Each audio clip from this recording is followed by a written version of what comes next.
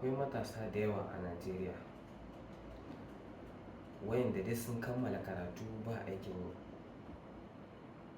To da lokacin zaɓe ya yi za ka ga gwamnati ta taho ta ce matasan nan ai su ne nata, kuma alhalin cewa gwamnatin nan fa ta san matasan nan ba su da aikin yi, sai ta zo ta ja su a jiki ta ce musu za ta ba su aiki da zarar ta ci mulki. To gwamnati kuma tana cin mulki shikenan ta manta da wannan matasan. Su kuma matasan inda ba sa ganowa, ba sa gane abin da yake musu ciwo, sai su manta.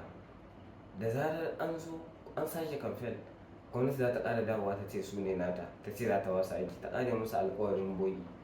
Su ma za ka ga an bi su da 500, 1000, sai ka ga sun je sun tare hanya, sun zaro makamai, ana abin da ba shi kenan ba. To ni gaskiya abin da zan jawo hankali kan 'yan uwana matasa, mu tsaya mu tashi tsaye. Don wannan gwamnatin ba ta mu take ba. Yauwa idan kun duba kun lura, gwamnatin nan abin da suke yi daga su sai 'ya'yansu. Yauwa.